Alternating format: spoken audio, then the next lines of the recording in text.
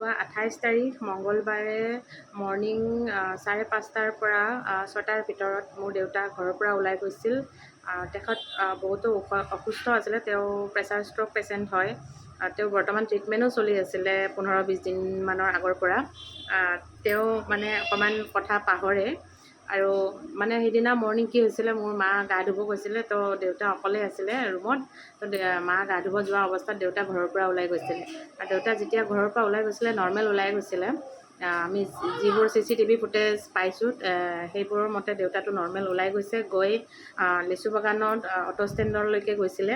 তাত অটোত উঠি তেওঁ গণেশগুৰিলৈকে গৈছে আৰু অটোৱালাজনক কৈছে যে মোৰ হাতত পইচা নাই, মই আপোনাক গণেশগুৰি গৈহে পইচা দিম, সেই বুলি কৈছিলে। আৰু তেওঁ তেতিয়া অটোখনত উঠি গণেশগুৰি পোৱাৰ পিছত তেওঁৰ এজন বন্ধু লগ পাইছিলে, মানে বেটাৰী ৰিক্সা চালক।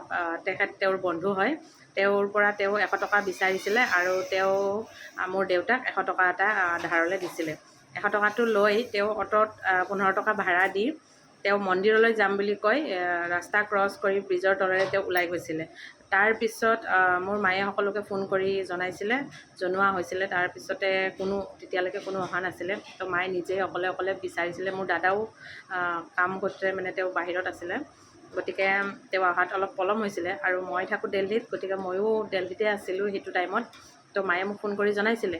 জনোৱাৰ পিছত মই আমাৰ ওচৰত যিকেইগৰাকী মানে আমাৰ দেউতাৰ ভনীয়েক আছে, ভনীয়েকহঁতক মানে তেওঁ ফোন কৰি জনাইছিলে মোৰ মায়ে। তেওঁলোকে কোনো ধৰণৰ একো ৰেচপণ্ড কৰা নাছিলে সেইটো টাইমত। কিন্তু তাৰপিছত যেতিয়া 5টা, 5:30মান বজাত ইভিনিং সকলোবোৰ আহিছিলে ঘৰত, অহাৰ পিছত বিচাৰ খোঁচা আৰম্ভ কৰি একো পোৱা নাছিলে। তাৰপিছত পুলিচ ৰিপৰ্ট কৰা হৈছে।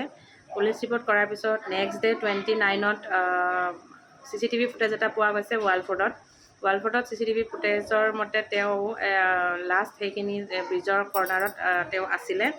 তাৰপিছত মানে আৰু আমি তেওঁক দেখা পোৱা যোৱা নাই কোনো CCTV ফুটেজত, মানে দেখা পোৱা নাই আমি। আৰু এতিয়া শুনিব পোৱা মতে এটা CCTV ফুটেজ যিটো প্ৰথম আমি পাইছিলোঁ ৱালফৰ্ডৰ পৰা, সেই CCTV ফুটেজটো মোৰ এগৰাকী পেহীয়ে যিদিনাখন দেউতা হেৰাইছিলে সেইদিনা মৰ্ণিং 10টাৰ পৰা 11টাৰ ভিতৰতে তেওঁ সেইটো ফুটেজ ওলাইছিলে। আৰু আমাক তেওঁ সেই কথাটো জনোৱা নাছিলে গোটেই দিনটো। আৰু তেখেতেও আমাক এই কথাটো নেক্সট ডে 29নতহে আমাক জনাইছে যে তেওঁ এইটো ফুটেজ তাৰ পৰা কালেক্ট কৰিছে বুলি। তাৰপিছত আৰু মানে আমি বিচাৰ খোঁচাৰ কৰি আছোঁ। তাৰপিছত আৰু কোনো ধৰণৰ একো মানে সুংসূত্ৰ পোৱা নাই। গতিকে এতিয়াও আমি বিচাৰি আছোঁ, পুলিচেও বিচাৰি থকা বুলিয়ে কৈছে। তো বাকীখিনি আৰু এতিয়া একো গম পোৱা যোৱা নাই যে ক'ত আছে, তেওঁ কি কৰি আছে, বিশেষ একো। তো এইখিনিয়ে আৰু কথা। তো মানে আমাৰ এতিয়া ছাছপেক্ট যে আমাৰ পেহীজনীয়ে আমাক মিছা কথা কিয় ক'লে, যে তেওঁ যে ফুটেজটো পাইছিলে মৰ্ণিং 11টা বজাতে, তেখেত হেৰাইছিলে মৰ্ণিং 6টা বজাত, হয়নে? 6টা বজাৰ পৰা তেওঁ মানে মোৰ মায়ে ফোন কৰাৰ পিছত তেওঁ হয়তো সেই জেগাটোলৈ গৈ তেওঁ ফুটেজটো কালেক্ট কৰিছে। য'ৰ পৰা ফুটেজটো কালেক্ট কৰিছে তেখেতেও মোক জনাইছে যে তোমাৰ পেহীয়ে আহি মৰ্ণিং 11টা বজাৰ ভিতৰতে ফুটেজটো লৈ গৈছিলে। তো তেখেতে এই কথাষাৰ আমাৰ আগত কিয় কোৱা নাছিলে, সেইটো এটা মোৰ সন্দেহ হৈ আছে বৰ্তমান।